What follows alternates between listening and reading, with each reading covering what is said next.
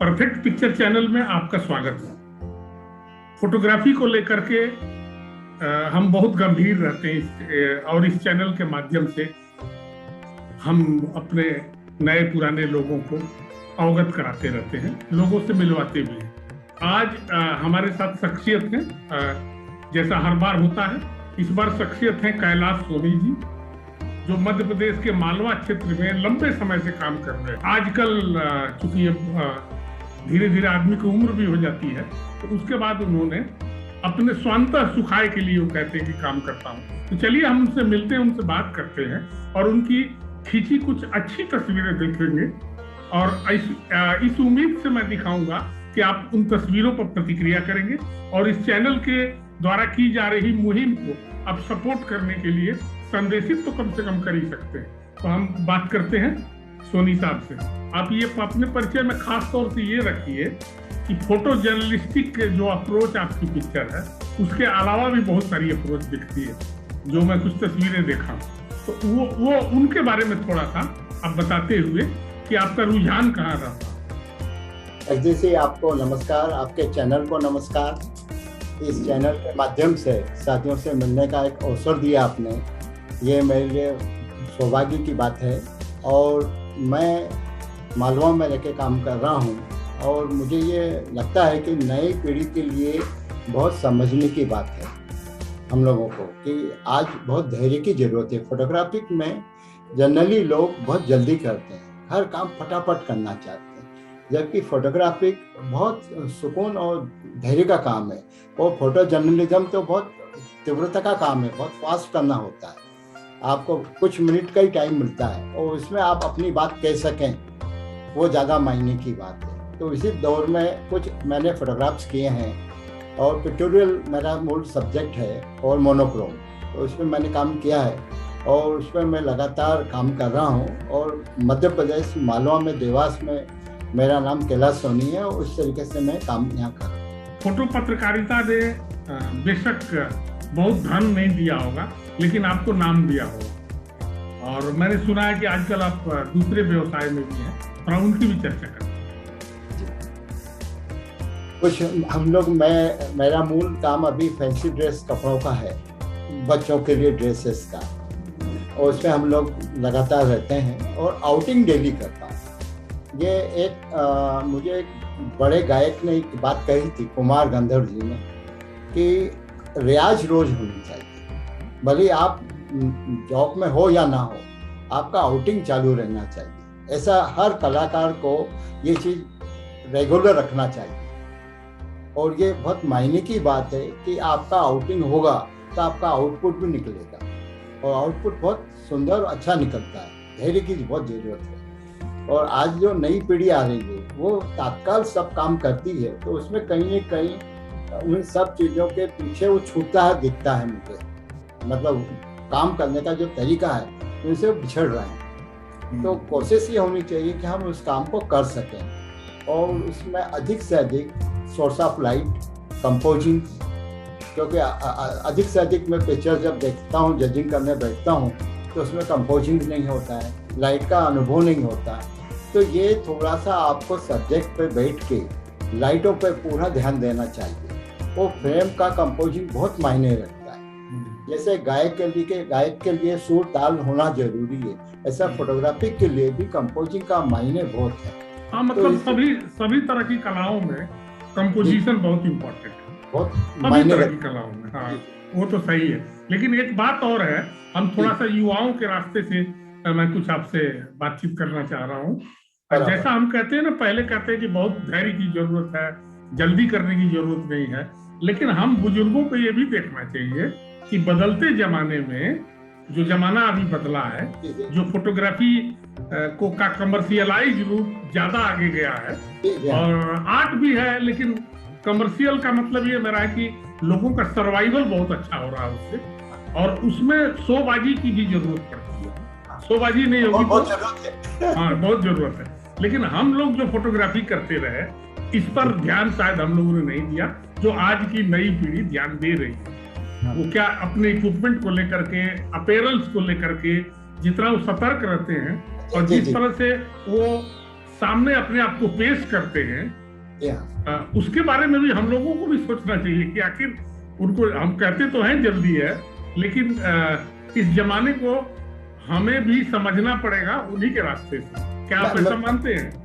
जी हाँ, बहुत बहुत बहुत सुंदर बात आपने रखी है। अब मैं इसी पे आ रहा हूँ।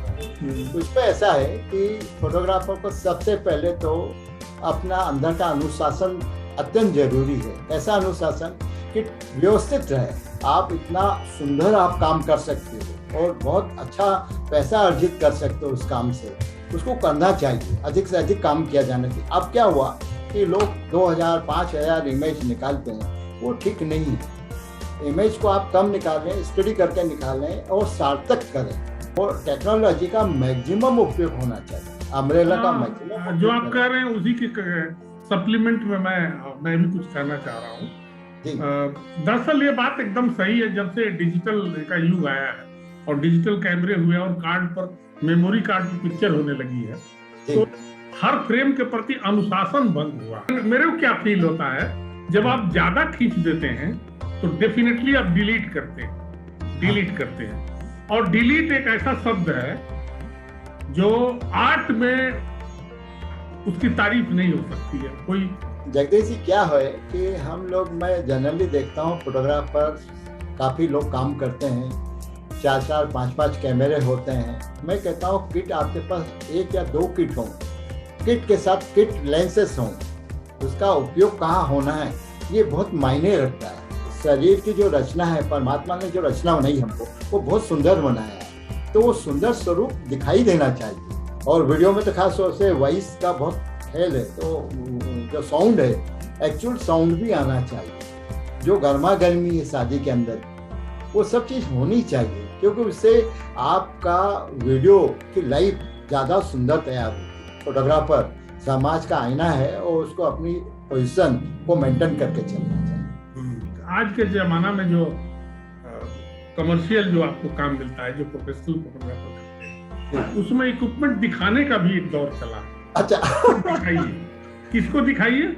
जो आपको पैसा दे रहा है वो इक्विपमेंट देखना भी चाहता है। कितना बदला है जमाना कि उसको फोटो बाद में देखेंगे, पहले इक्विपमेंट दिखाइए। किट दिखता है। तो इसलिए लोग ले जाके पहले शादी के यहाँ किसी के यहाँ जाते हैं तो सारी सामान को डिस्प्ले कर देते हैं। इससे मैं सहमत हूँ कि ये चीज आज क्या हुआ है कि हम अपनी चीजों को दिखा पाएं और उसके साथ साथ हमारा वर्कशिप भी वैसा दिखा पाएं, तो ज्यादा मायने होगा।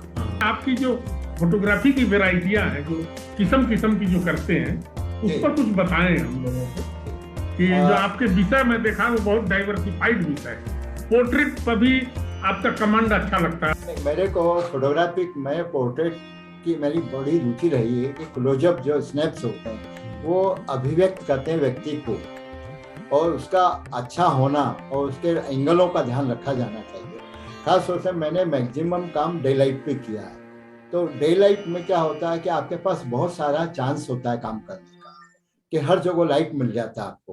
तो मान लीजिए बाबा का पोर्ट्रेट हो, है ना, तो बाबा के पोर्ट्रेट में वो डे लाइट का फोटो, कलर पिक्चर, तो उसमें सीधा पिक्चर है वो कि एक बाउंसर लगाया है बाउंस करने के लिए, हाईलाइट क्रिएट करने के लिए, और डे लाइट में क्लिक किया हुआ है ब्लैक पर्दा लगा के।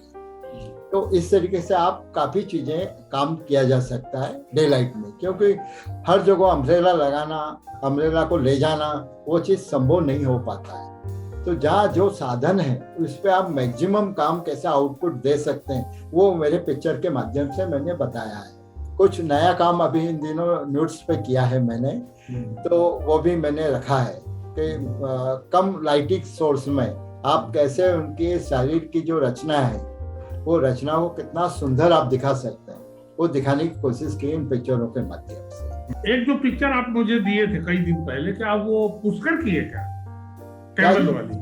जी हाँ, पुष्कर का है वो। काफी सारे अवार्ड मिले हुए इस पिक्चर को। मोनोक्रोम है, ऊंट जिसमें दिखाई दे रहा है, और पीछे परिवार लोग, ग्रामीण लोग बैठे हुए हैं, इसमें अपना दिनचर्या का काम कर रहे हैं। इसमें मेरा ऐसा सोचना है कि जो टेक्नोलॉजी है वो इसका आत्मसात करें अधिक से अधिक, क्योंकि वो हम लोग क्या होगा कि ये जो पुराना जो तरीका था काम करने का, उससे बहुत आगे का युग आ गया है, और उस युग में हमको दौड़ना होगा, उनके साथ आत्मसात करना होगा, और अनुशासन और टाइमिंग का पूरा ख्याल रखें फोटोग्राफर्स, क्योंकि उससे आपकी छवि और आपकी इमेज पूरा मेंटेन होती है। एक इमेज निकालने के लिए कितनी अधिक मेहनत होती है उसके पीछे व्यक्ति की, आप ये तो देखें कितना वो समय देता है। तो ये चीजों का हमको उसका मूल्य समझते हुए काम करना चाहिए। कोई भी इमेज को रिजेक्ट करने के पहले हमको 10 बार चिंतन करना चाहिए कि उसके पीछे कितना मेहनत हुआ है उस पिक्चर के पीछे। क्योंकि मेरे पास मैं कई बार देखता हूँ तो उन इमेजों को बहुत बारीकी से मैं देखता हूँ। कोई भी रिजेक्शन करने के पहले उसको 10 बार विचार करता हूँ। ट्रेनिंग भी देते हैं लोगों को, उस पर आप कुछ बोले ही नहीं। बच्चों को निःशुल्क बच्चों को मेरा शुरू से रुचि रही है सिखाने की, क्योंकि जो चीज आपको परमात्मा ने दी है उसको मैक्सिमम लोगों तक बढ़नी चाहिए। जो समझ है, मान लीजिए छोटी समझ है, तो वो बच्चों तक जानी चाहिए। और बच्चों को नजर का विकसित होना बहुत मायने रखता है। कान का सुनना और नजर का विकसित होना बहुत अत्यंत जरूरी है। क्योंकि मुझे दुख लगता है कि अच्छा संगीत सुनना नहीं चाहते, तो मैं पीड़ित हो जाता हूँ कि क्यों नहीं सुनना चाहते, क्योंकि उनको बताया ही नहीं गया अच्छा संगीत इसको कहते हैं। तो ये हमारा फर्ज है कि हम इन सब चीजों को समाज के सामने रखें, और जो निर्धन गरीब बच्चों के स्कूल हैं उसमें जाके ये चीज जरूर समझानी चाहिए। अभी कितने साल से आप समझा रहे हैं बच्चों को? मेरे को तो 40 साल हो गए। तो स्कूल में जाते हैं आप? हाँ, हम लोगों को सरकारी स्कूल बुलाते हैं। अच्छा। हाँ, सब स्कूलों को मालूम है कि हम जाते हैं, हमारी पूरी टीम जाती है। सही कह रहे हैं। फोटोग्राफी जब सीखे रहे लोग, फोटो को पहचानते होंगे, जानेंगे, तो हमारी भी वैल्यू होगी। फोटो पर ध्यान नहीं देगा तो हमारी वैल्यू किस लिए है? सही बात है, ये बात तो सही है। इसलिए आने वाली पीढ़ी को सिखाना बहुत जरूरी है, बहुत जरूरी है। ये मैं बार बार कहता हूँ कि आप इन सब चीजों को, जैसे हम एग्जीबिशन लगाते हैं तो हम सब स्कूल में इनवाइट करते हैं कि आप आके इस काम को देखें और प्रश्न करें। तो उससे क्या होगा कि हमारा भी नॉलेज, नए ढंग से प्रश्न आते हैं तो उससे हम मानसिक रूप से तैयार भी होते हैं और बता पाते हैं। तो आज हम लोगों की अच्छी बातचीत हुई, और मुझे उम्मीद है ये मेरे दर्शकों को पसंद आएगी और आपकी तस्वीरों पे कमेंट भी करेंगे।